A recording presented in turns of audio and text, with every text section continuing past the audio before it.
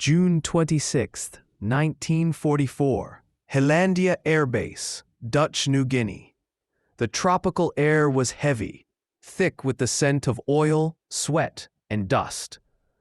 The steady hum of distant engines echoed across the runway, the sound of a war that seemed endless. Inside a dimly lit hut that served as a recreation hall, a checkers game sat mid-match, the pieces frozen mid-battle.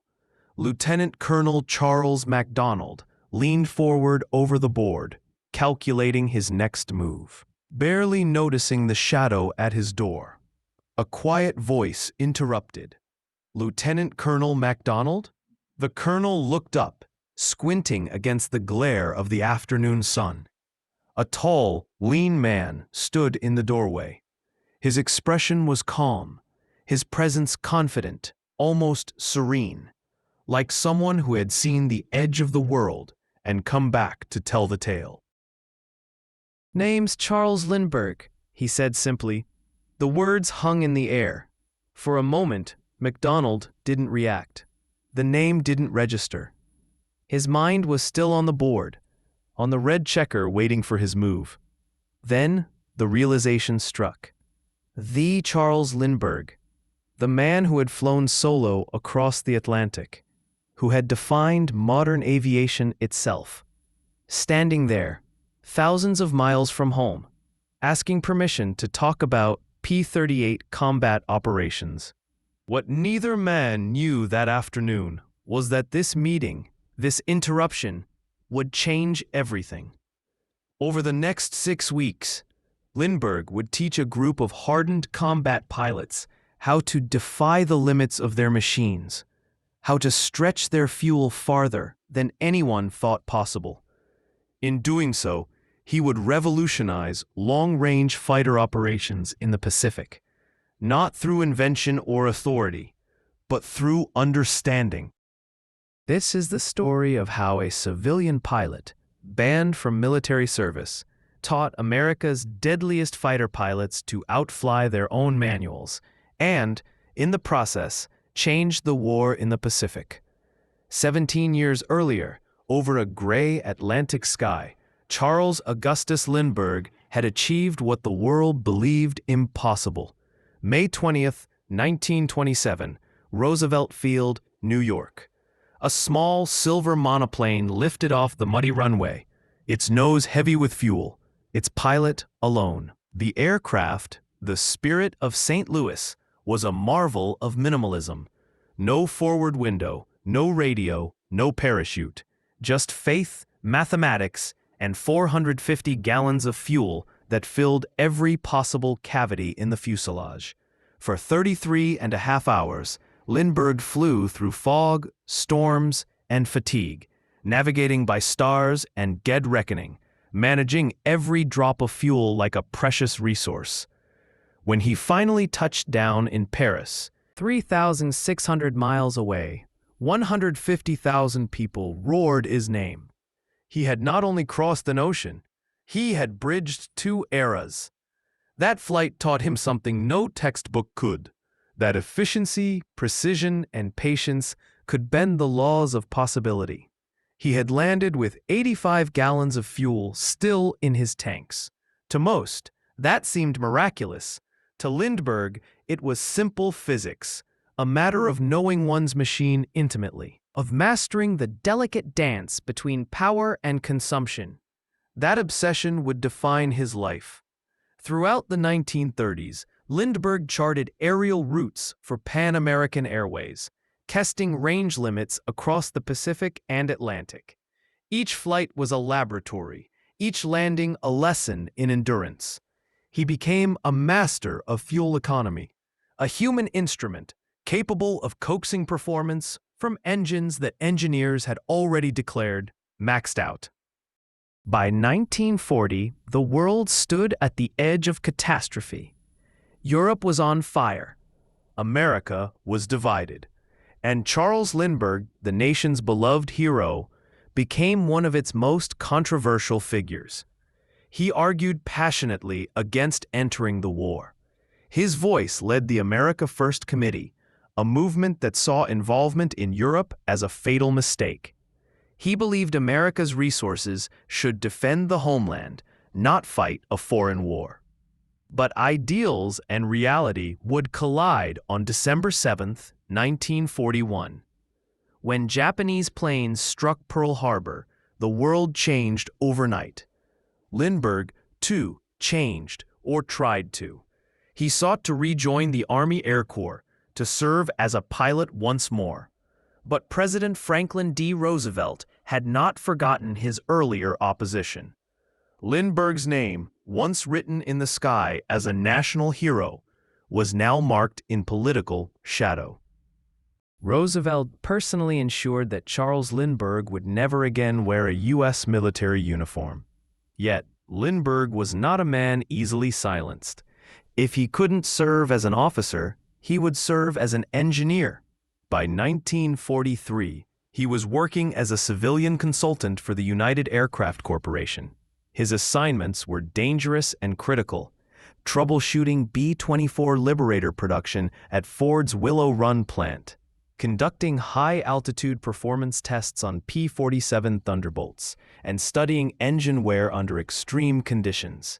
But one aircraft intrigued him above all others, the Lockheed P-38 Lightning. Twin engines, twin booms, a sleek fuselage unlike anything in the skies. It was fast, heavily armed, and designed for long-range missions, but its thirst for fuel limited its potential. To Lindbergh, that was a challenge begging to be solved.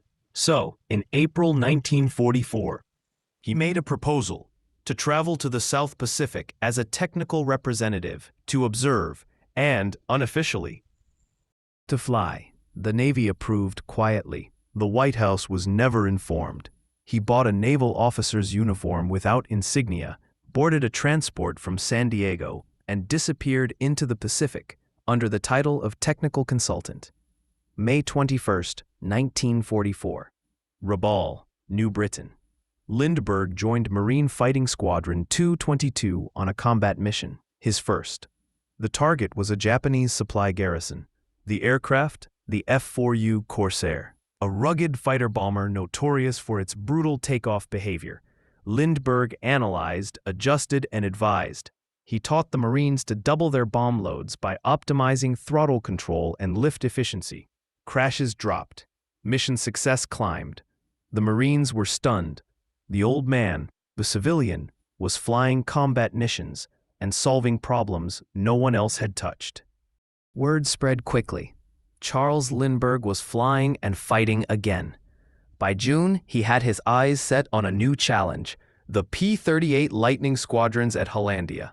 Among them, the 475th Fighter Group, known as Satan's Angels, an elite outfit led by a young ace named Charles MacDonald. When Lindbergh walked into MacDonald's rec hall that afternoon, he was 42 years old, older than most of the pilots' fathers. The men of the 475th were legends in the making. Thomas Maguire, a natural-born fighter ace, Mac MacDonald himself, already with 10 kills, and dozens of men whose names would soon echo in the annals of aerial warfare. They didn't know what to make of Lindbergh.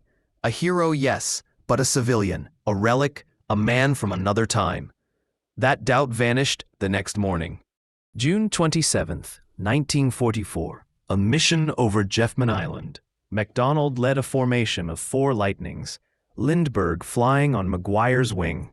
The civilian's movements were precise, effortless. He flew formation as if born in the cockpit. They strafed enemy barges, bullets carving white trails across the sea. When they returned, ground crews discovered something strange. Lindbergh's aircraft had more fuel remaining than any of the others. Significantly more. Once was coincidence, twice curiosity. But after several missions, the pattern was undeniable. Lindbergh was flying the same missions, same distances, same throttle settings, yet consistently returned with 200 gallons more fuel. The 475th's pilots gathered under a thatched roof rec hall as Lindbergh stood before them, chalk in hand. He explained what he had learned, not from manuals, but from the air itself. Standard cruise procedures called for 2200 to 2400 RPM, mixture on auto-rich, safe, predictable, wasteful. Lindbergh lowered his voice. "Gentlemen," he said, "you've been told that running your engines over square will kill them. But what if I told you that it won't?" He wrote his settings on the board: 1600 RPM, 30 inches of manifold pressure, mixture auto lean, cruise speed 185 miles per hour. Then he turned to the room. "These numbers will take you farther than you've ever gone, 400 miles farther." The silence was absolute. Some pilots laughed nervously. Others frowned. 9-hour missions?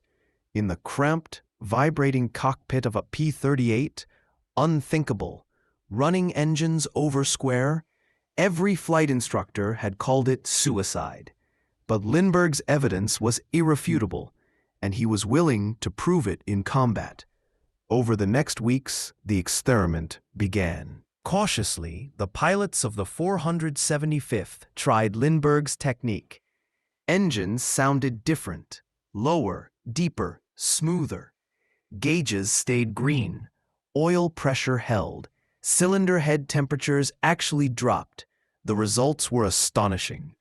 Missions that had been limited to 570 miles now stretched to 750. Pilots returned, not with trembling needles on empty, but with enough fuel to circle their bases twice. They could fight longer, escort bombers farther, and strike targets once considered unreachable. Lindbergh had rewritten the Lightning's playbook, and soon he would test it in fire. July 28, 1944, a bomber escort mission over Serum.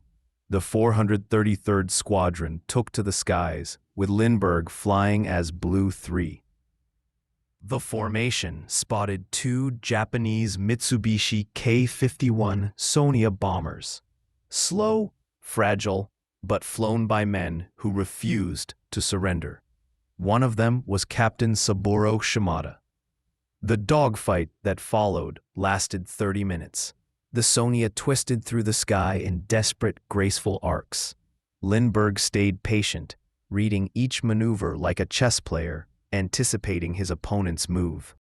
Then Shimada turned head-on, a suicidal move. Lindbergh's thumb pressed the trigger.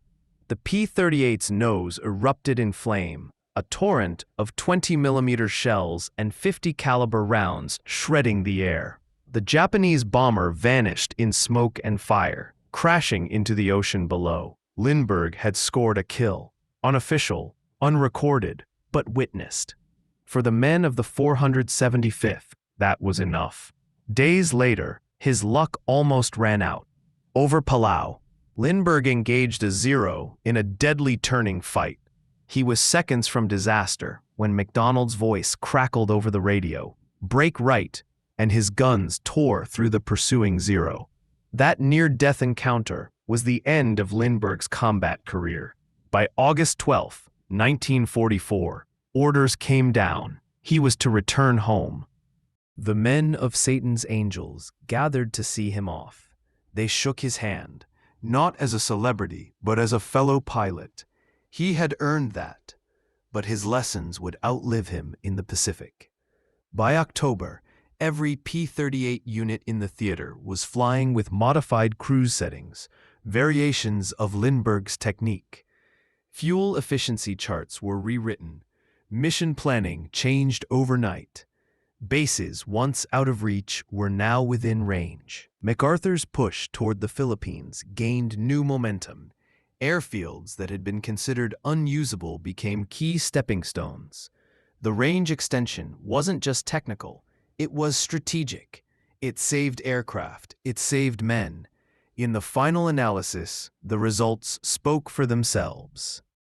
The 475th Fighter Group became the most successful P-38 unit of the war, with 551 aerial victories. Major Thomas Maguire, 38 kills, became the second highest-scoring American ace of World War II. The P-38 Lightning, once dismissed as a fuel-hungry machine, became the long arm of American air power in the Pacific. And the reason was a civilian with a notebook. Charles Augustus Lindbergh died on August 26, 1974, buried in quiet simplicity on the island of Maui. His journals, published in 1970, revealed the depth of his Pacific missions, his fears, his precision, his constant pursuit of efficiency. He had taught more than numbers and fuel ratios. He had shown what mastery truly meant. The art of understanding a machine so deeply that you could make it defy its own design. 17 years earlier, he had proven that a man could cross an ocean alone. In 1944, he proved that a man could teach a nation's air force to do the same. And as the last engine echoes fade into silence, Lindbergh's story reminds us that even in war, innovation begins not with orders, but with understanding. If you found this story of forgotten genius and quiet heroism compelling, subscribe to stay with us on this journey through the untold history of World War II.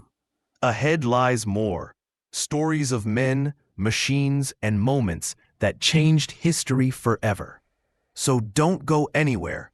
Your next mission begins on the end screen.